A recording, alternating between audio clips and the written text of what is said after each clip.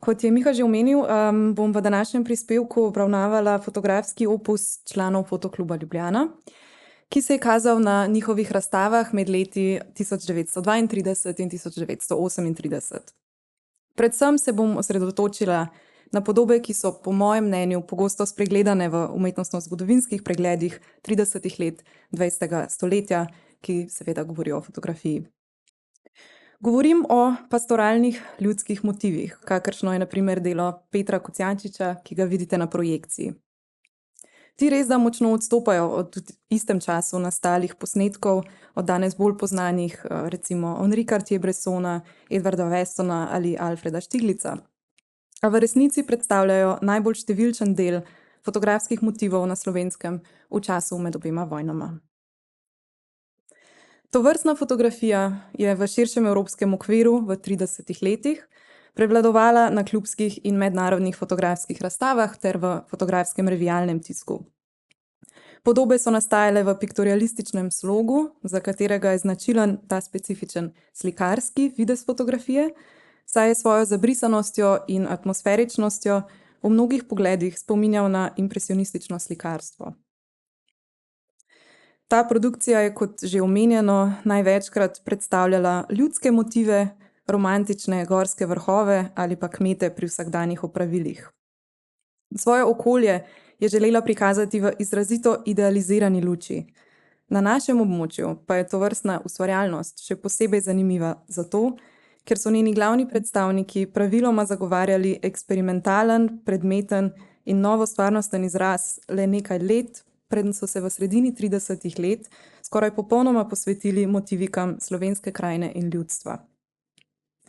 Vsekakor se zaradi tega odpira vprašanje, zakaj in kako so fotografi tega obdobja iz zagovarjanja eksperimentalnih kadrov in motivov prešli nazaj k piktorialističnemu slogu konca 19. in začetka 20. stoletja in v kakšni korelaciji so bile te spremembe z tedanjimi političnimi razmerami.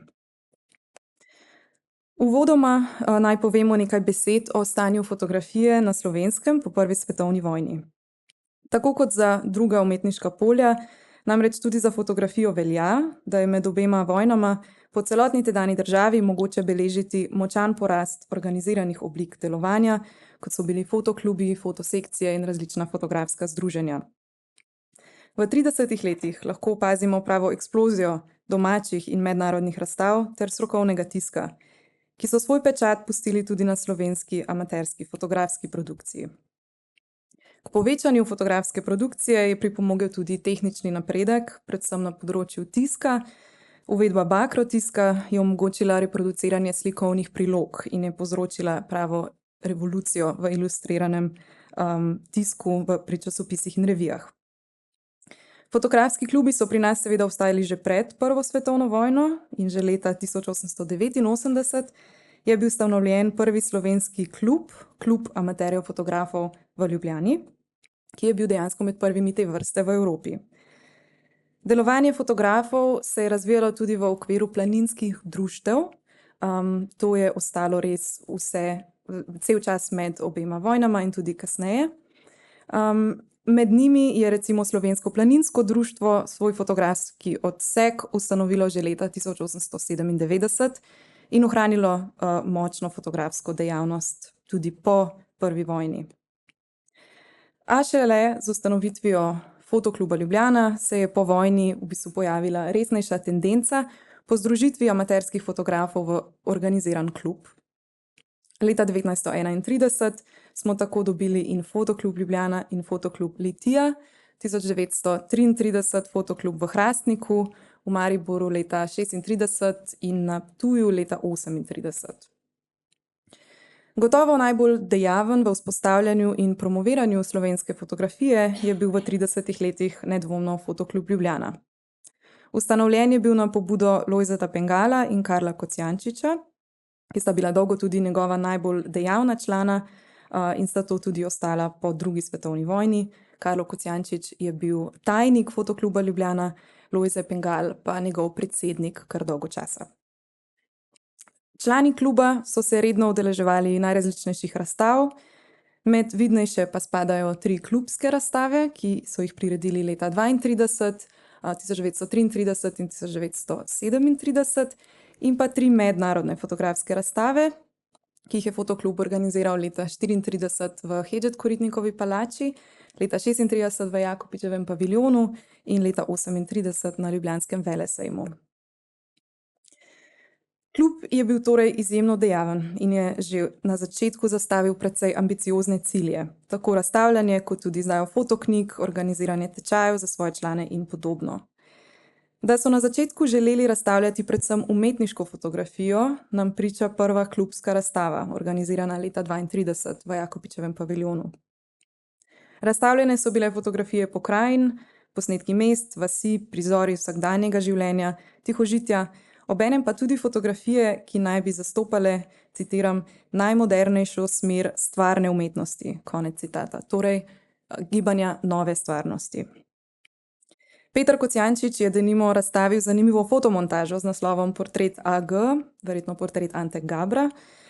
Študijami predmetov in materialov pa sta se predstavila tudi Frank Krašovec in Karlo Kocijančič, dva ključna predstavnika tako kratkega obdobja nove stvarnosti, kot tudi kasneje piktorialističnih podob. Ob pozitivnem sprejemu prve razstave v časopisju je zanimivo prav dejstvo, da so bile kot najbolj napredne in najboljše označene bolj eksperimentalne fotografije.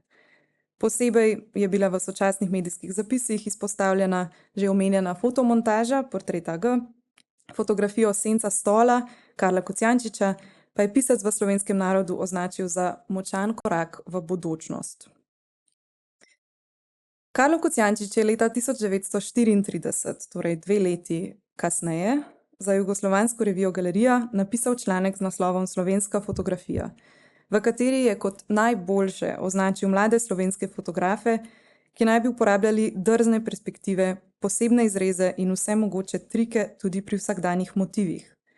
Kot najboljše je označil vplive povojnega ekspresionizma in moderne nove stvarnosti, ki naj bi se v fotografijah slovenskih fotografov že kazali. A od prve razstave kluba leta 1932 in Kocijančičevega članka se je do maja 1934, ko je Fotoklub priredil svojo prvo mednarodno razstavo, moralo nekaj povsem spremeniti. Če so bili na prvi klubski razstavi namreč v ospredju novostvarnostni motivi, so na prvi mednarodni razstavi fotografske umetnosti v Ljubljani prevladovale piktorialistične podobe in plemeniti tiski. Fotografi pa so zasledovali predvsem slikarske učinke.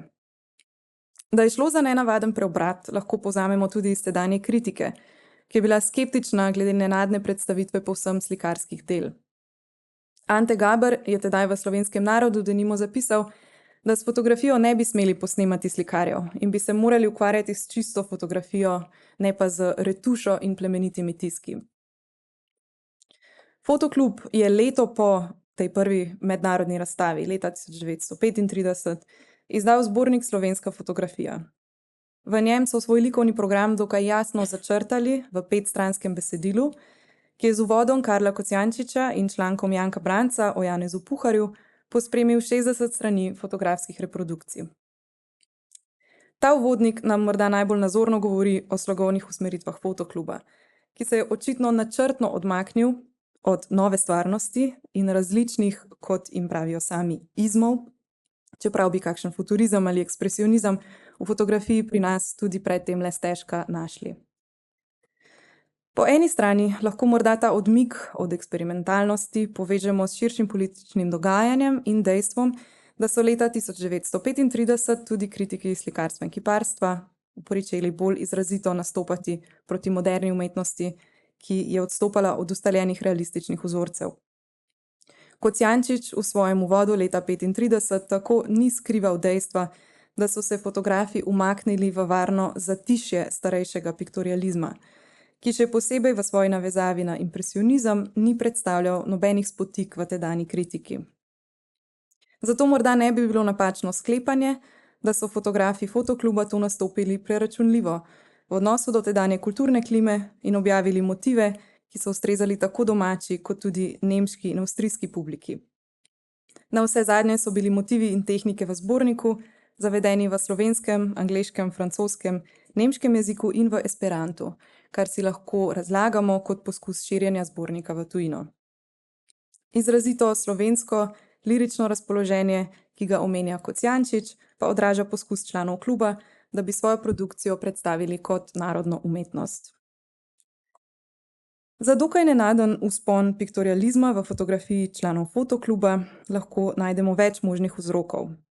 V kontekstu ravnokar opisane kritiške klime tega časa je eden gotovo ta, da je v slovenski kritiški javnosti tega obdobja prevladovala burna debata o tem, ali fotografija sploh spada v polje umetnosti. Ob drugi mednarodni fotografski razstavi leta 1936 se je v časopisu Jutro denimo razvil buren spor med Hinkom Smrekarjem in Karlom Kocijančičem, ki je izšel v kar 4 zaporednih številkah. Smrekar je v članku z naslovom Ali so fotografi zaresni umetniki fotografom očital posnemanje slikarjev in jih označil za bolj obrtnike kot pa umetnike. Karlo Kocijančič pa je umetniško vrednost fotografije upravičeval denimo za zahtevnostjo fotografskega procesa plemenitih postopkov, kot so bromoljev, gumijev, platinov, pigmentni in oljni tisk. Takšno fotografijo se je z umetnostjo enačilo že od zgodnjega 20. stoletja, ko je zaradi svoje zahtevnosti postala sinonim za umetniško fotografijo. Da je bila ta v 30 letih zopet v modi, potrjuje tudi dejstvo, da je priznanje za najboljšo fotografijo na 2. in 3. mednarodni razstavi fotokluba osvojil Belgijec Leonard Missone, ki je skoraj pol stoletja aktivno ustvarjal v piktorialističnem slogu. Fotografiral je predvsem prizore podeželskih in urbanih pokrajin, čeprav so številni njegovi sodelavci po prvi vojni opustili starejši slog. Drugi razlog, zakaj idealizirani piktorialistični prizori po letu 1935 na videz povsem nadomestijo novostvarnostne, je vezan na vprašanja narodnosti in njene utrditve skozi umetnost. Že od časov pred Prvo svetovno vojno se je uveljavilo prepričanje, da je narodno vprašanje predvsem kulturno vprašanje. Na to je pomembno vplivala institucionalizacija likovne umetnosti in organizirano delovanje likovnih umetnikov po Prvi svetovni vojni. Umetnosti in slogovnemu izrazu se je pričelo pripisovati vse več političnih in ideoloških pomenov, saj naj bi umetniški slogi neposredno služili utrjevanju slovenske nacionalne identitete ali pa slednjo seveda zanikali. Da gre pri motivih, o kakršnih govorimo v pričujočem prispevku za specifiko 30 let, lahko pojasnimo tudi preko primerjave z bližnjo Avstrijo. Tudi tam je ta pojav specifičen za 30 leta, saj je bila omenjena država v 20 letih veliko bolj provincialna, razdeljena in manj industrijsko razvita. Po vzponu avstrijske desne vlade med letoma 1933 in 1938 je poudarek na tako imenovani Heimat oziroma domovinski tematiki v fotografiji dobil nov zagon. Oblast je morala namreč Avstriji zgraditi identiteto, ki bi jo upravičila kot samostojno državo in združila prebivalstvo, ki se je sicer v veliki meri identificiralo kot nemško. Poleg katoliške vere, ki je postala njihovo glavno orodje združitve, so se v iskanju novih simbolov obrnili k kmečkim običajem, narodnim nošam in gorskim motivom. Predvsem podobe gora in gorskih pokrajin so bile izredno zaželjene, saj so gorski vrhovi ločevali Avstrijo od Nemčije in tako bili uporabljeni za simboliziranje avstrijskega Heimata oziroma domovine. Od človeških figur, ki se pojavljajo v takšnih fotografijah, največkrat zasledimo kmete. Te so fotografi prikazovali romantizirano, saj poudarjanje revščine, ki je večinoma zaznamovala njihovo življenje, ni bilo v interesu države. Skromnost in trdo delo v kombinaciji z ljudskimi običaji in neomajno vero, kmetje so bili namreč pogosto upodobljeni v bližini cerkvic ali pri verskih obredih, so postale značilnosti idealnega kmeta v mitologiji Heimat ikonografije. V resnici so kmečke skupnosti živele v pomanjkanju, konstantnem delu, težkih življenjskih pogojih, a fotografi so njihovo življenje s pomočjo piktorialistične estetike prikazovali kot vizijo idilične spokojnosti, ki jo je država želela predstavljati tako svojemu kot tujemu občinstvu. Posebej v poznih 30 letih in po Anšlusu pa je ideja domovinske fotografije pričela služiti kot poziv javnosti, naj obrnejo hrbet realnim politikam vojne in nasilja in raje verjamejo oziroma sprejmejo pozitivne podobe pastoralnih in družinskih prizorov, ki naj bi prikazovali tudi pravi obraz Tretjega rajha. Ob opisu tovrstne avstrijske umetnostne politike se pojavi jasna vzporednica s tedanjo fotografsko produkcijo na domačem območju. Fotografi fotokluba so vse od prve klubske razstave naprej producirali predvsem piktorialistične podobe slovenskega ljudstva, ki jih najdemo tako v zborniku Slovenska fotografija, ki je šel leta 1935, kot v isto leto izdani Slovenska zemlja v podobah Frana Krašovca. Prek tega so poskušali vzpostaviti enotno podobo slovenstva in so to trdili tudi v svojih uvodnih besedilih. Z gotovostjo lahko rečemo, da kakršenkoli specifičen nacionalni slog v slovenski fotografiji ni obstajal.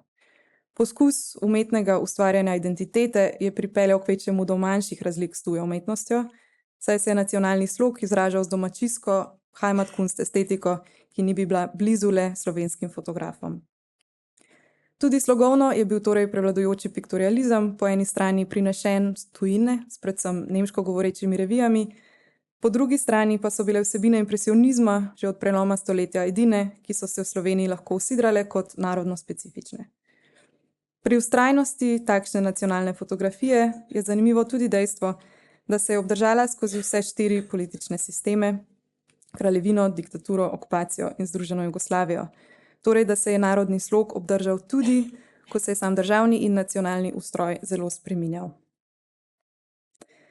Če vpeljava narodne tematike in domovinskega izraza v fotografiji najbolj intenzivno nastopila nekako leta 1935, je fotoklub leta 1938 na zadnji mednarodni razstavi v paviljonih ljubljanskega velesejma poudarek poskušal premakniti drugam. Ta ni bil več na tako imenovanih plemenitih tiskih, temveč na motivih za človekom v ospredju in na znanstveni fotografiji. Ta preobrat je vsekakor fascinanten in kaže, da se je zanimanje za umetniško fotografijo, kakršnemu smo bili priča v vseh prejšnjih razstavah fotokluba, zmanjšalo. Klub pa je želel razširiti svoj spekter delovanja.